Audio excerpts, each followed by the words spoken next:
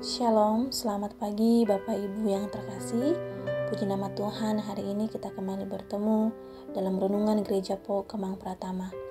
Mari kita berdoa. Segala puji dan syukur kami naikkan kepadamu Tuhan untuk setiap penyertaan Tuhan dalam kehidupan kami. Kalau Tuhan layakkan kami ada sebagaimana kami ada, itu semua karena anugerah Tuhan dalam kehidupan kami. Pada pagi hari ini Tuhan kami membuka hati kami untuk mendengarkan kebenaran firman-Mu. Biarlah setiap firman-Mu yang kami dengarkan di pagi hari ini benar-benar menjadi rema dalam hidup kami dan kami semakin diperbaharui oleh firman-Mu. Terima kasih Tuhan Yesus, kami siap untuk merenungkan kebenaran firman-Mu. Haleluya. Amin. Tema renungan kita pada pagi hari ini adalah standar pencapaian yang terambil dalam Matius pasal 6 ayat 19 sampai ayatnya yang ke-24. Beginilah firman Tuhan. Hal mengumpulkan harta. Janganlah kamu mengumpulkan harta di bumi ngengat dan karat merusakkannya, dan pencuri membongkar serta mencurinya. Tetapi kumpulkan bagimu harta di surga ngengat dan karat tidak merusakkannya, dan pencuri tidak membongkar serta mencurinya. Karena di mana hartamu berada, di situ juga hatimu berada. Mata adalah pelita tubuh. Jika matamu baik, teranglah seluruh tubuhmu. Jika matamu jahat, gelaplah seluruh tubuhmu. Jadi jika terang yang ada padamu gelap, betapa gelapnya kegelapan itu. Tak seorang pun dapat mengabdi kepada dua Tuhan. Karena jika demikian, ia akan membenci yang seorang dan mengasihi yang lain.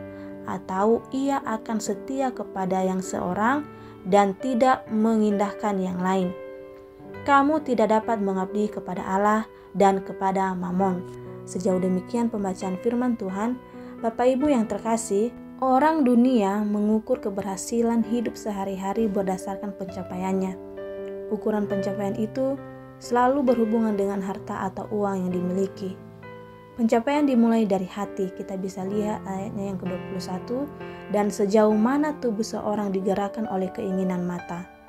Ironisnya, orang dunia tidak menyadari bahwa semua harta yang dimilikinya suatu hari kelak akan lenyap, sementara dirinya terus mencari untuk menumbuhkannya, walaupun harus melakukan berbagai kejahatan. Dalam Matius ini, melanjutkan pengajaran Yesus dengan frasa "karena itu". Tujuannya untuk mengontraskan sikap Kristen seharusnya dengan kenyataan dunia. Pengajaran Yesus ini justru menunjukkan betapa banyak orang Kristen yang terjebak dalam menerapkan standar duniawi, yaitu mengukur hidup dari harta yang dimiliki. Justru hal tersebut mendatangkan kekhawatiran. Seharusnya orang Kristen memakai standar pencapaian yang diukur oleh iman. Hidup itu tidak bergantung pada apa yang akan kita makan, minum, atau kita pakai, tetapi pada Tuhan. Iman berarti mengenal dan mempercayai Allah sebagai Bapa yang mengetahui kebutuhan hidup kita dan akan mencukupkan kita. Malahan seharusnya ukuran pencapaian dalam kerajaan Allah adalah carilah dahulu kerajaan Allah dan kebenarannya. Keberhasilan kita diukur dari ketundukan kita pada Allah sebagai Raja dan bagaimana kita memberlakukan kebenaran di dalam kerajaannya. Hal ini konsisten dengan karakteristik kebahagiaan yang dialami oleh orang yang lapar dan haus akan kebenarannya.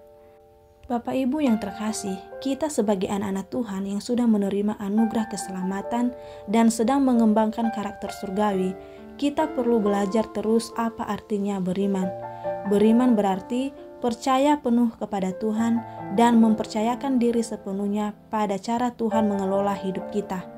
Jangan kekacauan cara Tuhan dengan cara dunia, karena cara dunia adalah mencandangkan dan menginvestasikan harta dunia, tetapi cara Tuhan tunduk penuh pada kedaulatannya dan menginvestasikan harta surgawi.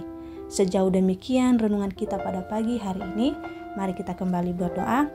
Terima kasih Tuhan untuk firman-Mu yang telah kami renungkan di pagi hari ini. Kami percaya Tuhan bahwa harta surgawi lebih penting daripada harta duniawi ini. Dan biarlah Roh Kudus-Mu bekerja dalam setiap hati kami, mengubahkan setiap karakter kami, hati kami, dan kami mau tetap mempercayai Engkau dalam segi kehidupan kami. Berkati kami Tuhan, berkati kami sepanjang hari ini, biarlah apapun yang kami lakukan, apapun yang kami kerjakan, seturut sesuai dengan kehendak-Mu. Di dalam nama Tuhan Yesus kami berdoa dan mengucap syukur. Haleluya. Amin. Selamat beraktivitas kembali. Tuhan Yesus memberkati.